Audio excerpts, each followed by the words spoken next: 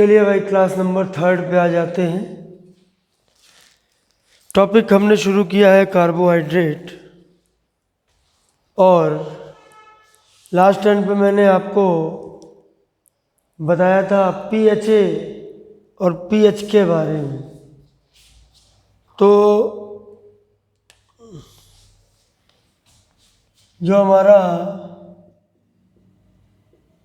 Polyhydroxy aldehyde है, तो मैंने आपको बताया था GET RAXL आग मगी गट। यहाँ पर number of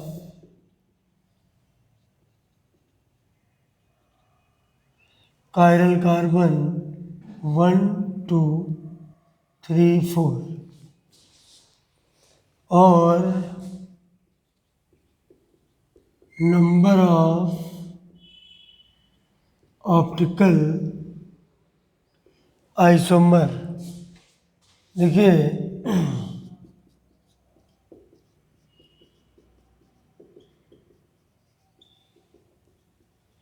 number of optical isomer का फॉर्मूला होता है 2 to the power of n।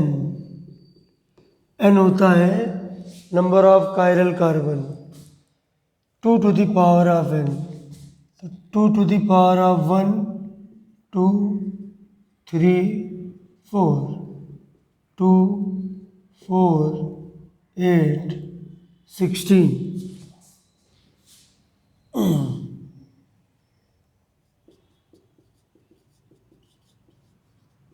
It means aldotriose, aldotetrose, aldopentose, aldohexose। For aldohexose we have 16 optical isomer, 8 के डी कॉन्फ़िगरेशन है और 8 के एल कॉन्फ़िगरेशन। सभी में यही होता है, अगर 2 हैं आधे होंगे डी आधे होंगे एल। ठीक है, जैसे फॉर एल्डोपेंटोज 8 ऑप्टिकल आइसोमर्स, 4 होंगे डी 4 होंगे एल एंड सो ऑन। और आखिरी बात ये है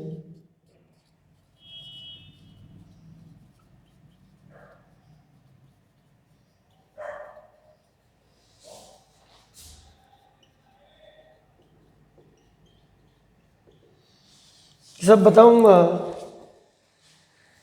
डी कॉन्फ़िगरेशन के बारे में। भाई पहला नया सिलेबस है। पुराने सिलेबस में तो पिछले 20 साल के क्वेश्चन रहते हैं, उनके बेसिस पर हम लोग काम कर लेते हैं। लेकिन जब नया सिलेबस है तो क्वेश्चन नहीं है, पता नहीं पेपर में क्वेश्चन आगे कैसे आएंगे। हाँ, हम लोग अपने जो एक्सपीरियंस है मोर देन 25 ईयर्स पढ़ाने का, उसका इस्तेमाल करके थोड़ा आपको अनुमान ज़रूर दे सकते हैं, क्योंकि बीएससी 3rd ईयर में ये शुरू से ही है।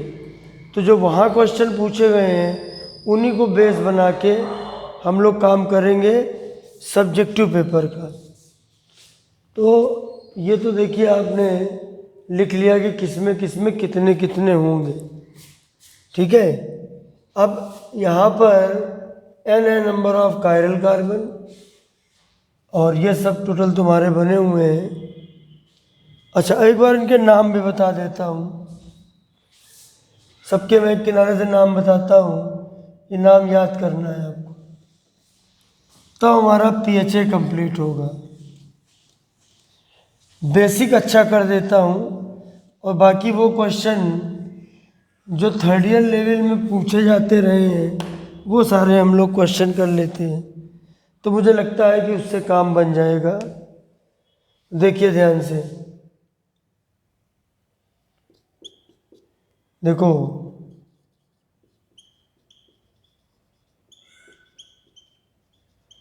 जी से होगा ग्लिसरॉल्डिहाइड, ई से होगा एराइथ्रोज, टी से होगा थ्रियोज, तो ये गेट हो गया, मैं इधर लिख दे रहा हूँ गेट हो गया। फिर देखिए आर से हुआ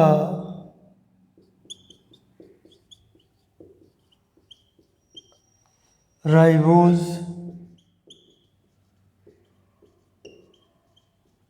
अर्बिनोज,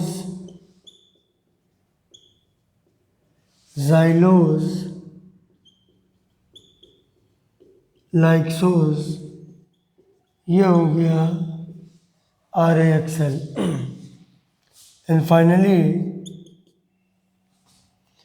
देखो 2 ए हैं, 3 जी। अच्छा, इसका नाम एलोज, एल्ट्रोज,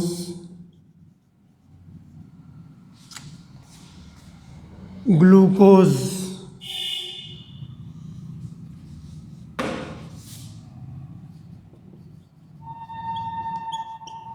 ग्लूकोज,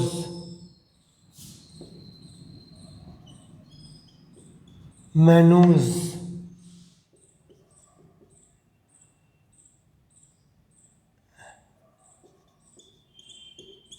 ये मैंने बताया था फिर लिख दे रहा हूँ, ग्यूलोज, आइडोज, गैलेक्टोज, टेलोज। तो ये हमारे सामने ये सिचुएशन है कि ये कुल मिला के हैं सारे सारे क्या मतलब ऑलमोस्ट सारे पीएचए, जो सिस्टमेटिक वाले पीएचए हैं वो सारे हैं।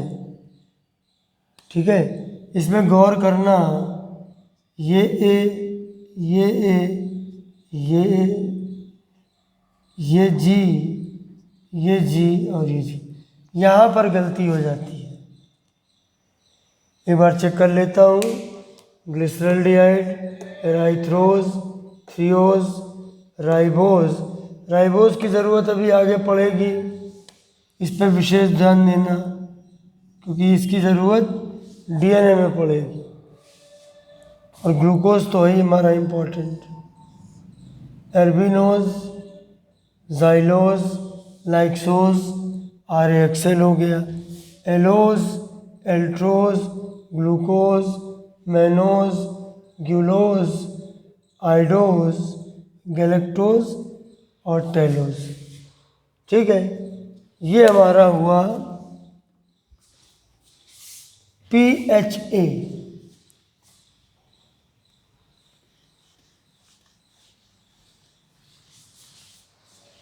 उसके बाद अब आते हैं हम PHK पर, पॉलीहाइड्रोक्सी कीटोन। पॉलीहाइड्रोक्सी एल्डिहाइड हो गया।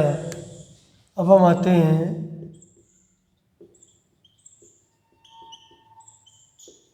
Polyhydroxy ketone. देखो स्ट्रक्चर का खेल है तगड़ा,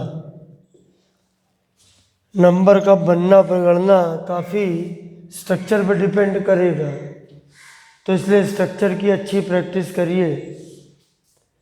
पॉलीहाइड्रोक्सी कीटोन इनमें क्या होता है? पहली चीज देखो, ऑप्टिकली एक्टिव भी होने चाहिए ना। पीएचए भी होते हैं एक्टिव, ये भी होते हैं। उसके लिए उनमें कायरल कार्बन होना चाहिए। तो एटलीस्ट वन ऐसा कार्बन जिससे जुड़े चारों ग्रुप डिफरेंट हो, कायरल कार्बन कहलाता है। At least one chiral carbon. उसके बाद one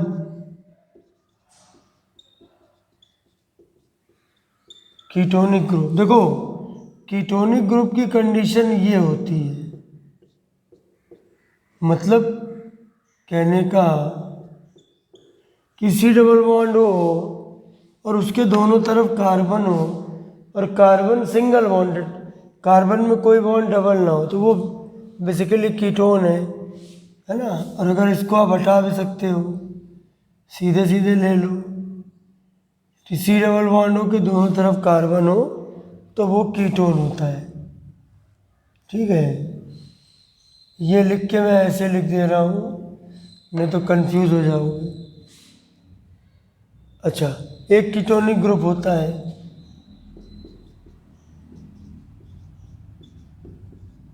rest of all carbon contains OH group. सभी कार्बन पे एक एक OH ग्रुप जुड़ा होगा, जितने भी बचे कार्बन होंगे सब पे एक एक OH जुड़ा होगा, सब पे। तो rest of all carbon contains OH group. तो पॉलीहाइड्रोक्सी कीटोन की ये शर्त बड़ी अहम है कि एक कायरल कार्बन, एक कीटोनिक ग्रुप, एक कायरल कार्बन, एक कीटोनिक ग्रुप, और बाकी जितने कार्बन बचेंगे सब पे एक OH अटैच्ड होगा। Polyhydroxy ketone. हाँ, एक यहाँ पर और लिख दी, एट, ये नंबर 2 पे ही होगा, ये फिक्स है। CHO ग्रुप होता है नंबर 1 पे, कीटोनिक ग्रुप होता है नंबर 2 पे। चलिए अब स्टार्ट करते हैं इसका। तो देखिए, जब हम स्टार्ट इसको करेंगे तो ये इसकी मैं सीरीज बनाता हूँ। तो यहाँ पर जो शुरुआत होगी E से होगी, E, फिर RX। तो किनारे से बनाऊँ तो पूरा डिटेल लिख दूँगा। E, फिर आया RX, फिर आया AFST,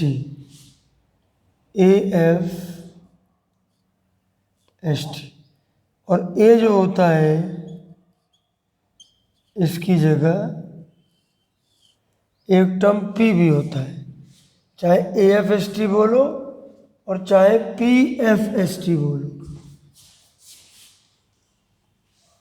क्योंकि दो नाम है इसके, A लिखो और P लिखो। तो ये इसमें 1 2 3 ही सीरीज होती है। ये होता है, इनको एक नाम और भी है, कीटोसिस। उनको कहते हैं एल्डोसिस, इनको कहते हैं कीटोसिस। तो आप देखना, सबसे पहले वाले का नाम अगर हमको लिखना है तो देखो, ये है कीटो टेट्रोज। इसमें ट्रायोज से शुरू नहीं होगा, ट्रायोज वाले में CHOH नहीं ग्रुप आएगा। जो ग्रुप CHOH होता है वही होता है कायरल कार्बन, और कम से कम एक CHOH ज़रूर होना चाहिए। तो इसलिए शुरुआत होती है कीटो टेट्रोज से। नंबर ऑफ कायरल कार्बन इसमें होता है एक, मतलब एक CHOH होता है तो नंबर ऑफ ऑप्टिकल आइसोमर होते हैं 2⁻⁴ यानी 2 ऑप्टिकल आइसोमर। उसमें एक होगा D और एक होगा L, और हमें D से मतलब है। अब देखो RX को क्या बोलेंगे, कीटो, टेट्रा के बाद पेंटा होता है, N=2 होता है, नंबर ऑफ ऑप्टिकल आइसोमर 2⁻² होते हैं यानी 4 होते हैं।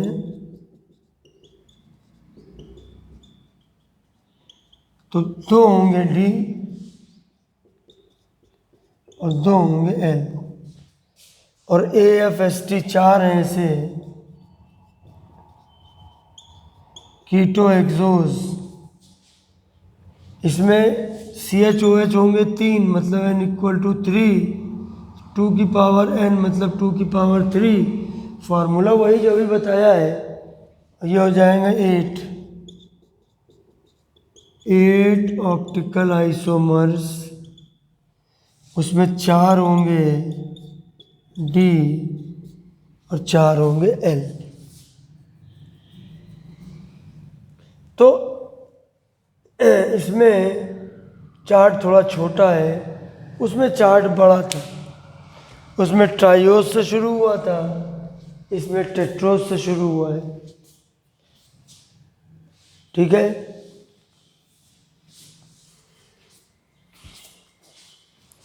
हाँ सही है।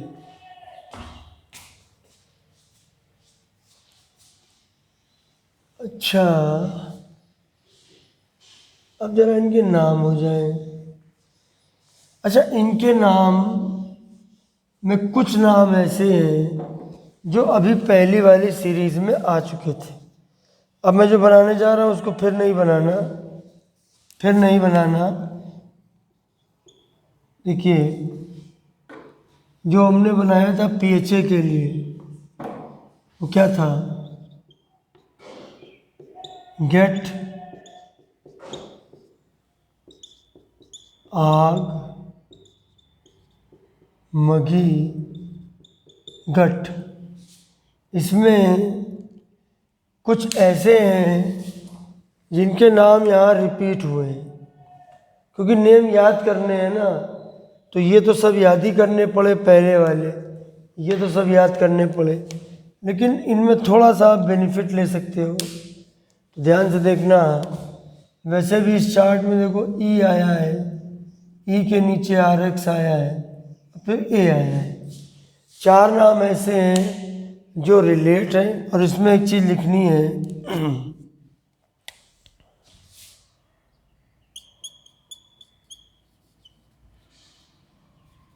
Place UL just before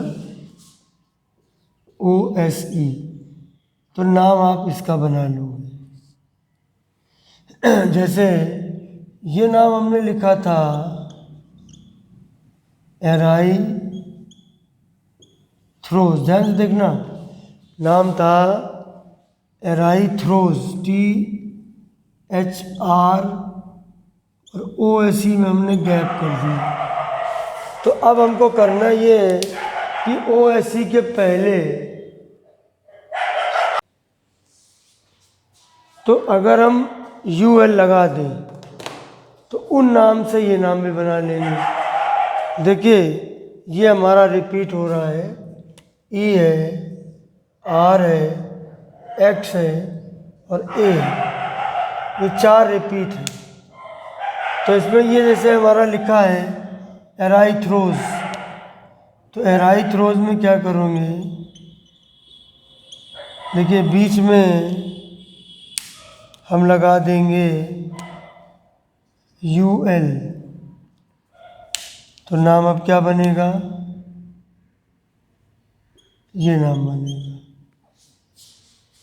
एराइथ्रोलोस। तो देखो इनके नाम लिखेंगे, एराइथ्रोस ये हो गया ई। फिर जैसे राइबोज है, ये लिखते चलोगे तो आसान हो जाएगा। जैसे नाम था उसका राइबोज, ओ एस सी के बीच में सेपरेशन कर लिया। और अब क्या करेंगे कि इसके और इसके बीच में ओस ओस के ठीक पहले यूएल लगा देंगे, तो नाम बनेगा राइबुलोज। आर से बना राइबुलोज, और एक्स होता है, एक्स का नाम था जाइलोज, तो जाइलुलोज, यूएल जोड़ दिया। ये हो गया हमारा आर एक्स। उसके बाद ये जो ए है, ये पहला वाला था हमारा, पहला वाला था एलोज, तो ये एलुलोज।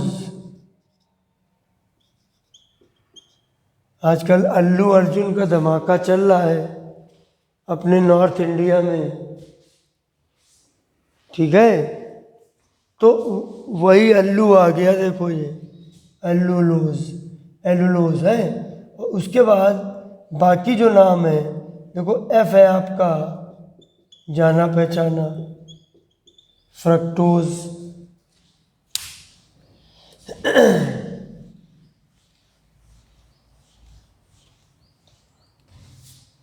एफ है फ्रक्टोज, और एस है सॉर्बोज, और टी है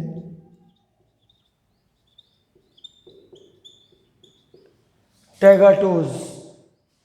लास्ट वाला है टैगाटोज, एक जी लगेगा बस।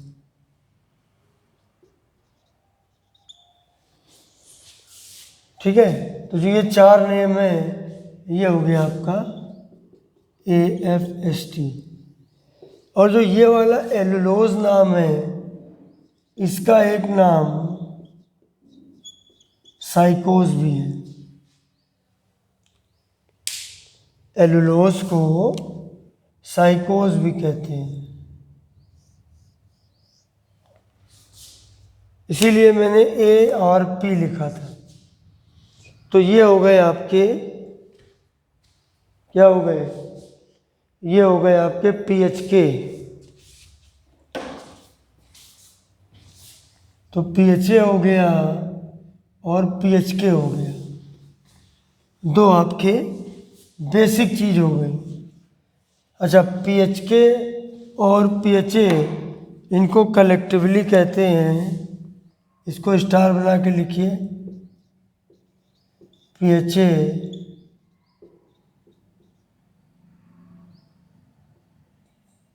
पीएच के।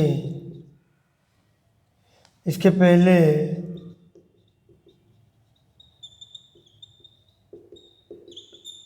Optically active PHA and PHK are collectively called, इनको सामूहिक रूप से कलेक्टिवली हम कहते हैं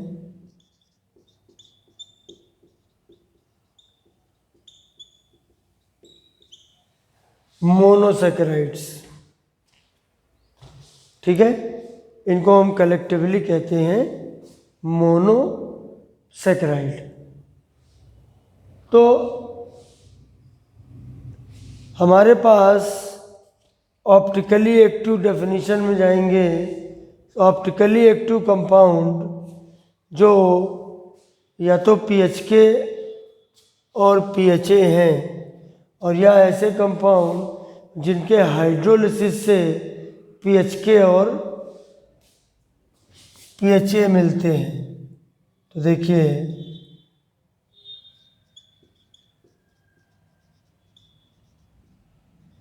compounds which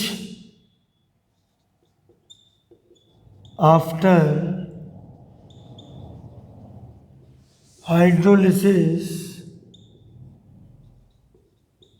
produce PHA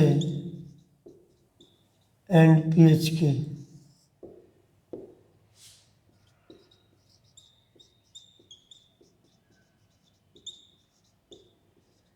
Such compounds are called, ऐसे कंपाउंड को हम कहते हैं, इनका नाम होता है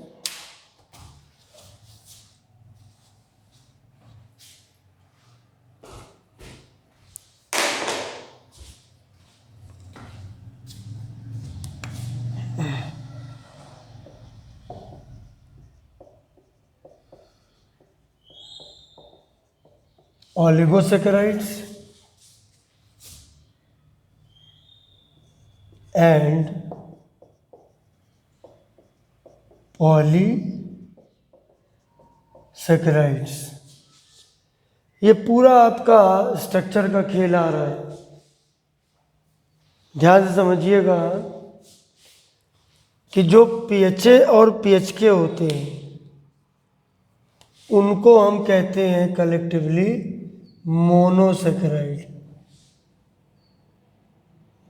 और जो जिनके हाइड्रोलिसिस से PHA और PHK मिलते हैं और ऐसे वैसे नहीं, optically active, produce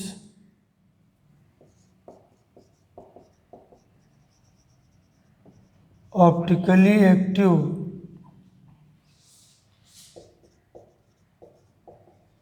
PHA and PHK। तो इनको हम कहते हैं, दो नाम हैं, एक नाम है ऑलिगोसेकेराइड और दूसरा नाम है पॉलीसेकेराइड। ठीक है,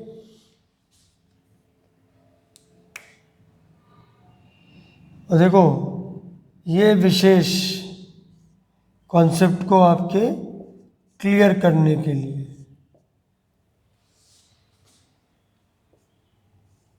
एक मैंने ये लिखा,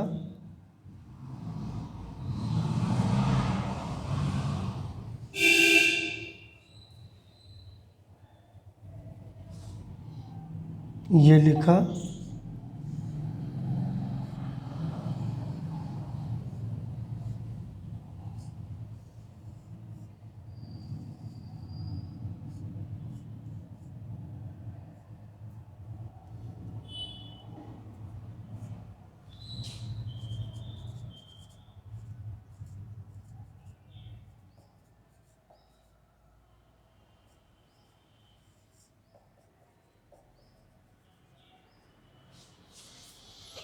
मतलब एक में मैंने सिंगल ब्लॉक बनाया, फिर डबल ब्लॉक, फिर ट्रिपल ब्लॉक, फिर 4 ब्लॉक, ये आपको 10 तक बनाना है। तो जो अब आपको पहला वाला दिख रहा है, फर्स्ट वाला, जो आपको फर्स्ट वाला दिख रहा है, इसको कहते हैं मोनोसेकेराइड। मोनोसेकेराइड में कोई टुकड़े नहीं होते हैं, मोनोसेकेराइड बेसिक बिल्डिंग ब्लॉक है। ये है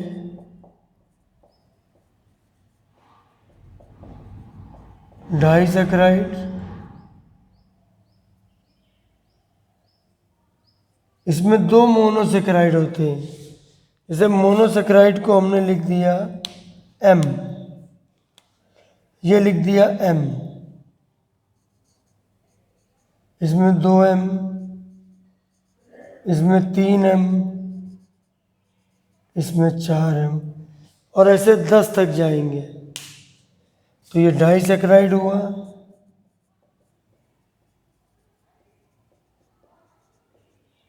ट्राइसेकेराइड हुआ,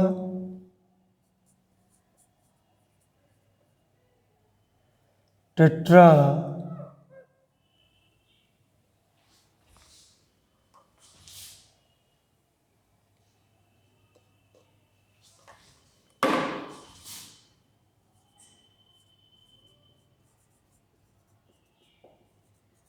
एंड सो ऑन। कहाँ तक जाएगा? डेका सेकेराइड। और अब बात करते हैं पॉलीसेकेराइड की। अभी पॉलीसेकेराइड में कहानी क्या है? पॉली माने कई होता है, और इसको मैं थोड़ा छोटा सा बनाऊंगा क्योंकि इतने सारे बनाने हैं जो काफ़ी ज़्यादा लगे।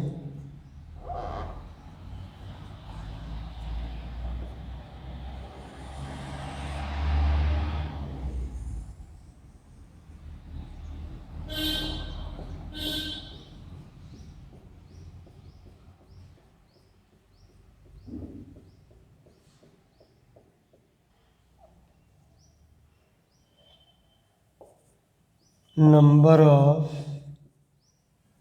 ब्लॉक सर्टेन नहीं है कि कितने बनेंगे।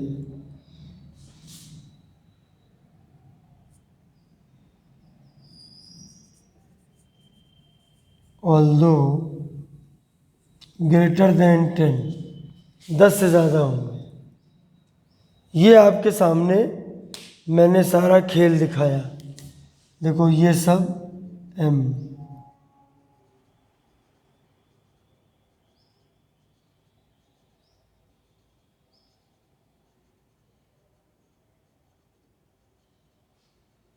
ये सारे सब मैं एम लिख रहा हूँ। मोनोसेक्राइड। देखो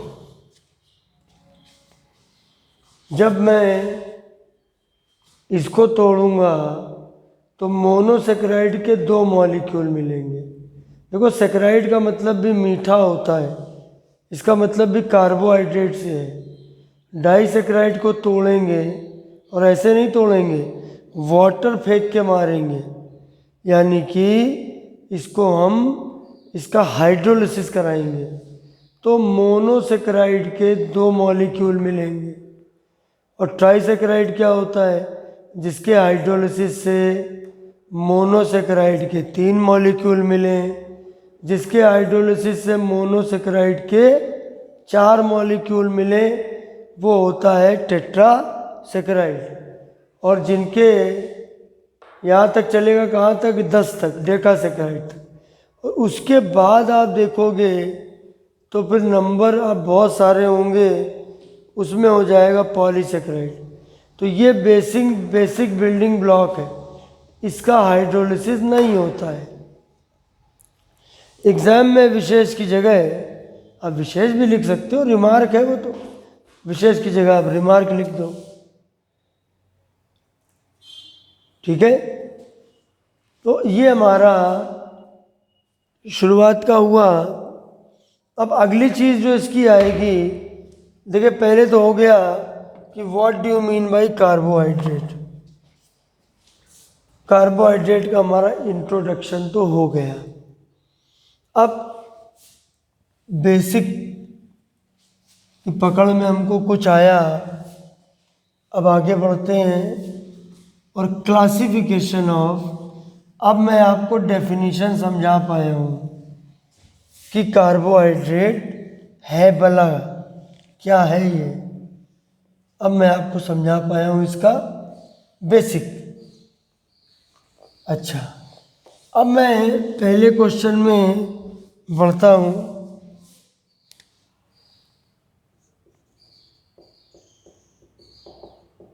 इंपॉर्टेंट क्वेश्चन है, classification of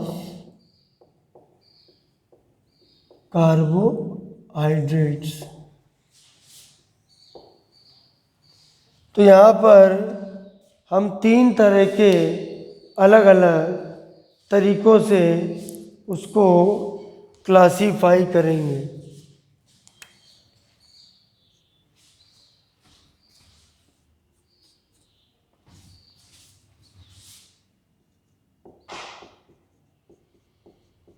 Three types of classifications are possible. 3 तरह के क्लासिफिकेशन। पहला क्लासिफिकेशन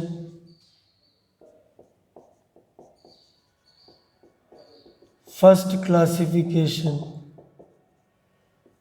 तो वो है on the basis of hydrolysis.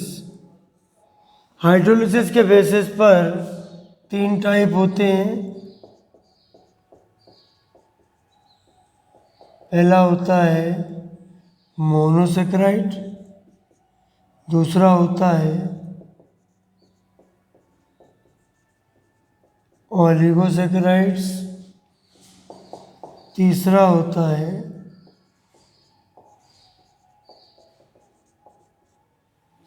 Polysaccharide. पहला है मोनोसेक्राइड, दूसरा ओलिगोसेक्राइड और तीसरा है पॉलीसेक्राइड। तो 3 होते हैं इसके बेसिस पर। अभी डिटेल में लूँगा, इम्पॉर्टेंट क्वेश्चन है ये।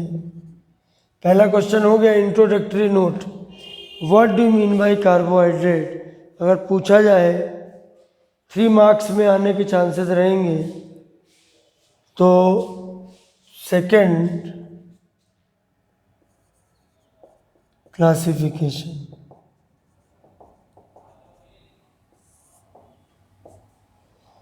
सेकंड क्लासिफिकेशन है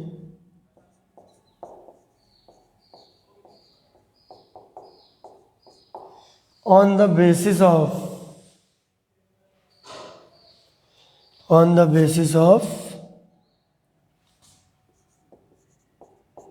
टेस्ट, स्वाद के आधार पर। तो स्वाद के आधार पर 2 तरीके के हैं। एक है शुगर्स जो टेस्ट में मीठे होते हैं, जैसे चीनी है, ग्लूकोज है, और दूसरे होते हैं नॉन शुगर्स जो टेस्ट में फीके होते हैं, जैसे starch. Third classification,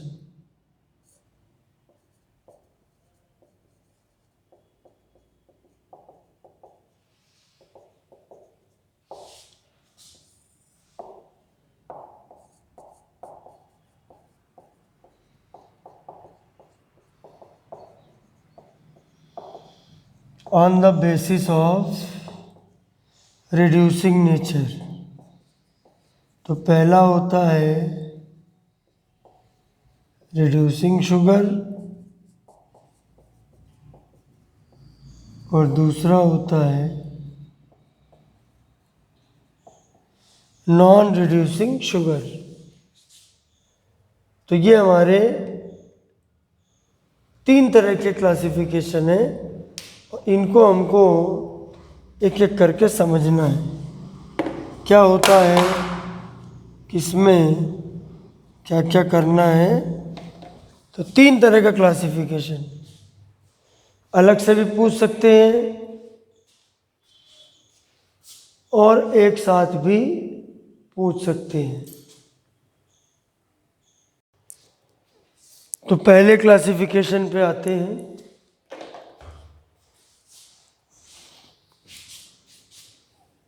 first classification on the basis of hydrolysis।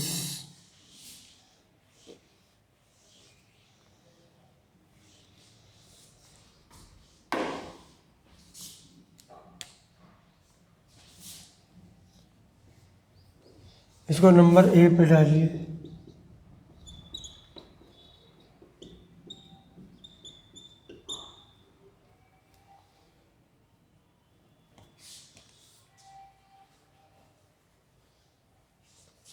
On this basis,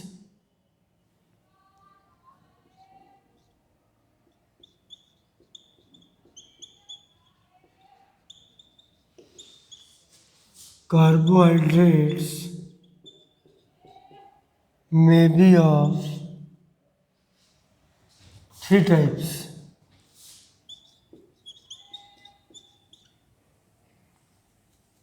पहला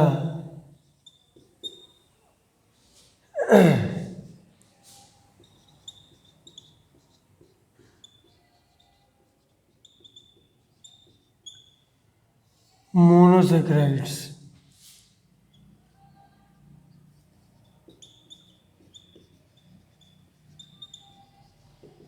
carbohydrates which are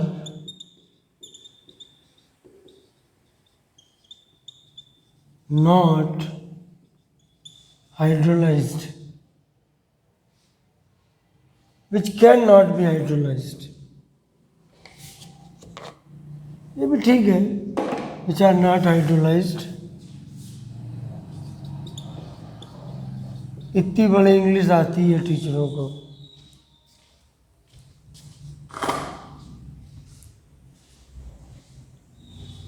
तो are called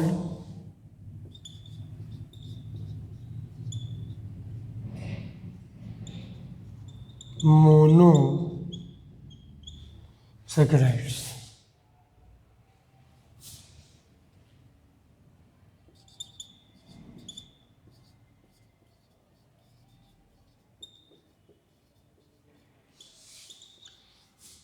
are basic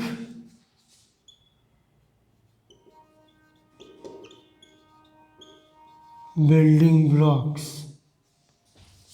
for all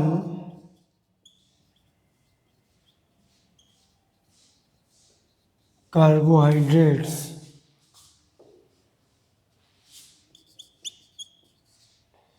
point बनाते चल रहा हूँ।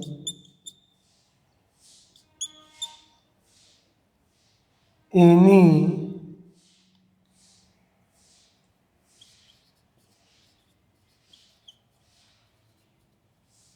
carbohydrate is either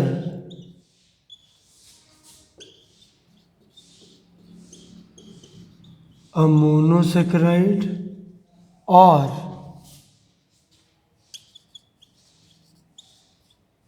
made up of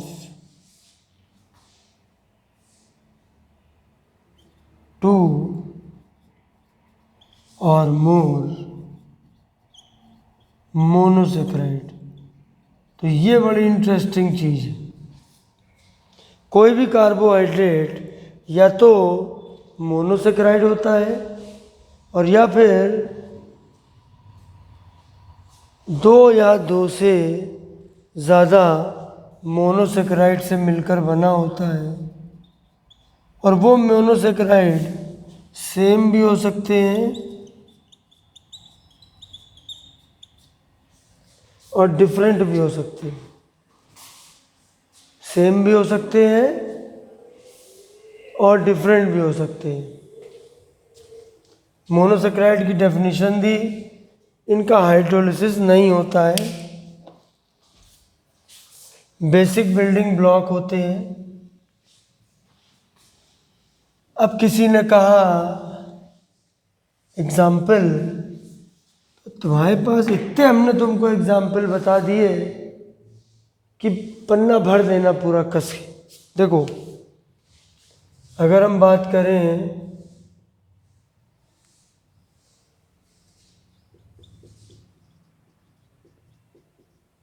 example, तो all PHA and all PHK सब दे देना। देखो, घर पे मत रखना, चार्ट बना देना, ऐसे लिख लेना कॉपी में। चार्ट कौन वाला? यही वाला। चार्ट कौन वाला? वही वाला, GTRAXL।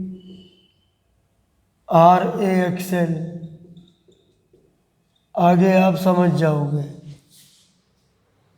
अगर नोट्स बना रहे हो, अगर क्या बनाओ ही नोट्स, तो जगह छोड़ देना, अभी बाद में इसको नोट कर लेना, जो अभी बताया था आज उन्हीं को नोट कर लेना दोनों चार्ट, और सबके नाम लिख देना। ठीक है, इसमें ज़्यादातर मोनोसेक्राइड आ गए, थोड़े और भी होते हैं अलग टाइप के, वो अभी बहुत दूर के, वो एमएससी लेवल में यूज़ किए जाते हैं।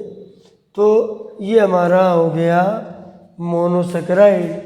ग्लूकोज फ्रक्टोज तो मेन है, कितने सारे बताए, glucose, fructose, glyceraldehyde, erythrose, threose, ribose, arabinose, xylose, lyxose, कितने सारे हैं। ठीक है, तो इसमें ये लिख सकते हैं more than 20 monosaccharides are known। 20 से ज़्यादा होते हैं और उन्हीं से बाकी पॉलीसेक्राइड और ऑलिगोसेक्राइड बनते हैं। तो अब अगला आया हमारा नंबर 2 पे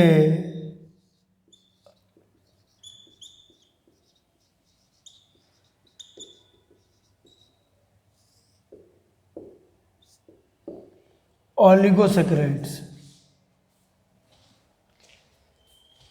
ऑलिगोसेक्राइड की definition,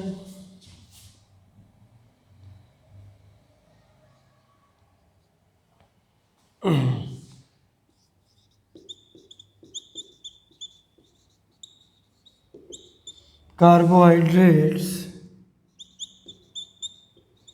which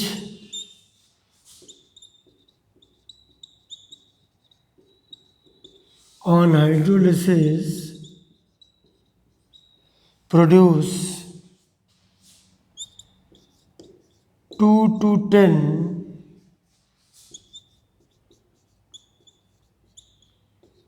molecules of monosaccharides are called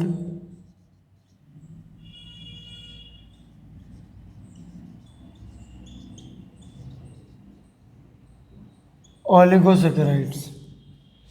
2 या 10, 2 से 10, 2 3 4 5 7 6 7 8 9 10। ठीक है,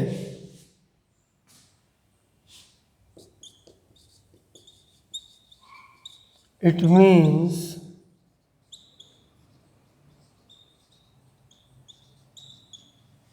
oligosaccharides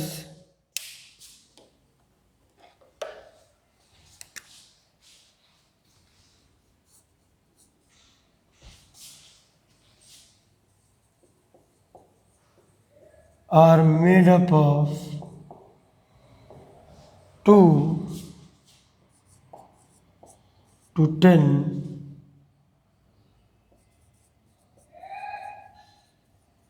molecules of same or different monosaccharides। 2 से लेकर 10 तक उसके अंदर होती हैं। These are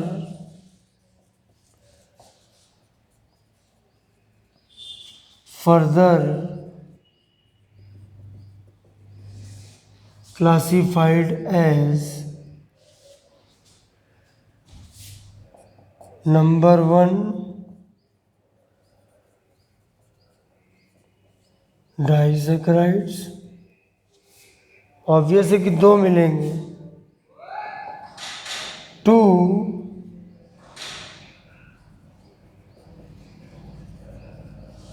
molecules of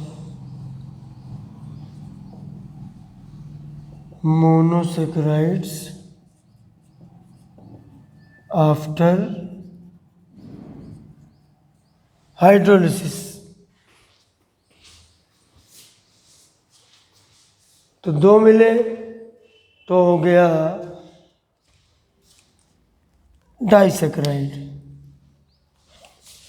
3 मिले तो हो गया ट्राइसेक्राइड। इसका एग्जाम्पल देता हूँ, अलग से देता हूँ। चलो, ट्राइसेक्राइड्स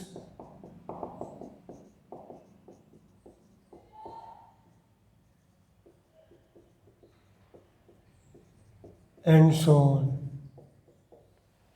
2 से 10 तक हो देता है। इसमें डाइसेक्राइड सबसे ज़्यादा इम्पॉर्टेंट है, तो मैं एग्जाम्पल डाइसेक्राइड के दे रहा हूँ।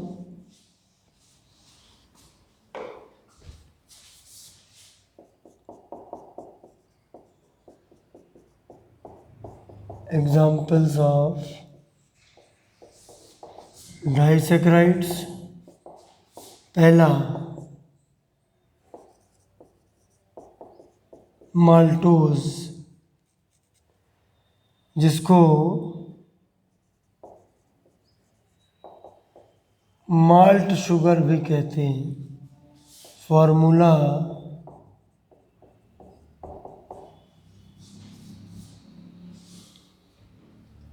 सारे जो इधर जो भी इसमें जो भी एग्जाम्पल है वो सभी में मेन यही मैं फार्मूला रखूँगा, C12। इस पे हाइड्रोलिसिस C6H12O6, C6H12O6, ये है माल्टोज।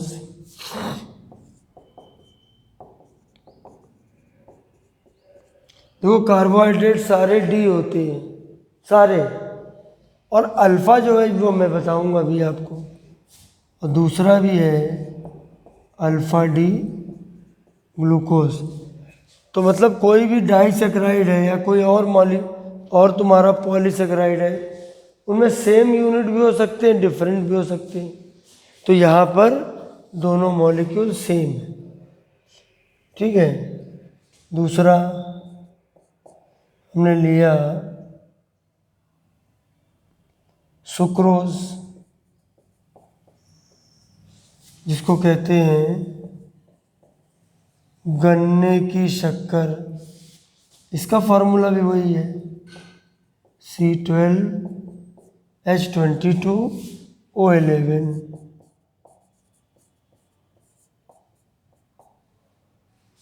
इसमें जब हम रिएक्शन,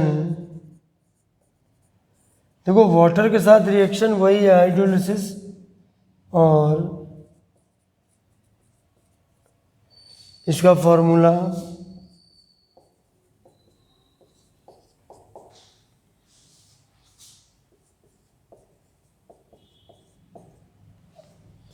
इसमें वही मिलेगा। अब ये है अल्फा डी ग्लूकोज और बीटा डी फ्रक्टोज। शक्कर खाते समय याद रखना कि जैसे ही वो आपकी बॉडी में जाके हाइड्रोलाइज होगी, एक शक्कर के मॉलिक्यूल से एक मॉलिक्यूल हाइड्रोलाइज होके ग्लूकोज का मिलेगा और एक फ्रक्टोज का मिलेगा। ग्लूकोज अल्फ़ा होगा, फ्रक्टोज बीटा होगा। अल्फ़ा बीटा फॉर्म को हम एनोमर बोलते हैं, एनोमर। उस पर भी मैं आऊँगा। बहुत सारा रायता है इसमें, ये 3rd ईयर लेवल की चीज़ है ये, तो रायता बहुत है। अब देखो तीसरा हमने ले लिया लैक्टोज, C12। ये है लैक्टोज, मिल्क में पाया जाता है, milk sugar.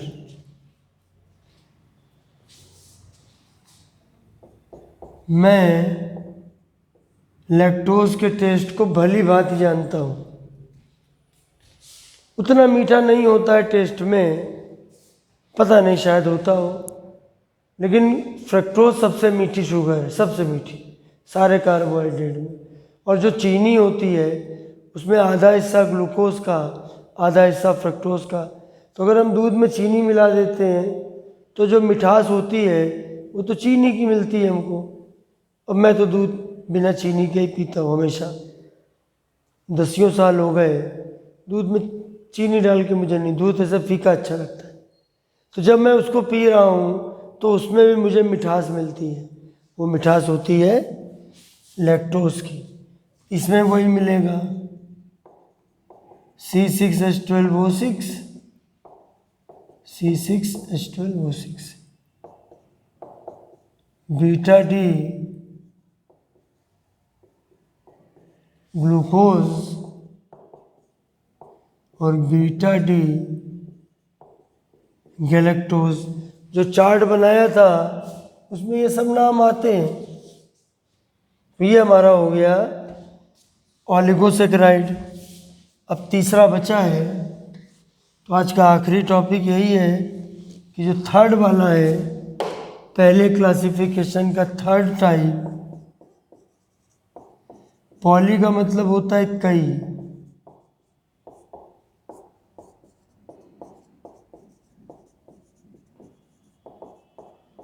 carbohydrates which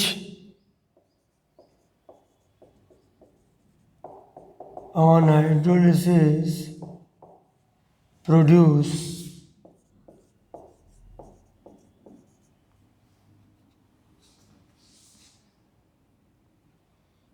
so many molecules of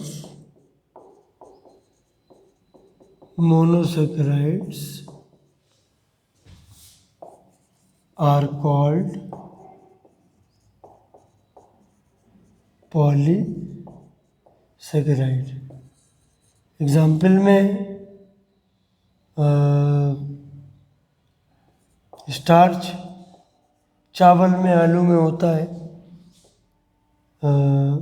cellulose plant में होता है। और ग्लाइकोजन हमारे फूड में, जो भी ग्लूकोज शरीर में बचता है, हम उसको अगर उसको ऑक्सीडाइज नहीं कर पाते हैं, ग्लूकोज को एनर्जी में कन्वर्ट नहीं कर पाते हैं, तो वो बॉडी में रह जाती है और बॉडी उसको स्टोर कर लेता है ग्लाइकोजन की फॉर्म में। ठीक है, तो ये सब हमारे होते हैं। मैं एक एग्जांपल लेके बताता हूँ, जैसे C6H10O5 प्लस NH2। इसका फॉर्मूला स्टार्च का भी यही होता, चलो स्टार्च लिख लिया, C6H10O5 होल N NH2O। थोड़ी देर के लिए इस N और इस N को भूल जाओ और इसको दोनों को ऐड कर दो, C6H10O5 प्लस H2O, तो क्या बनेगा C6H12O6। C6H12O6, इसके N मॉलिक्यूल। N बहुत बड़ा नंबर होता है, N is a big number. ये हमको मिलते हैं, ये है अल्फा डी ग्लूकोज। और दूसरा एग्जाम्पल ले लेता हूँ, सेलुलोज। चलो सेलुलोज भी ले लेता हूँ।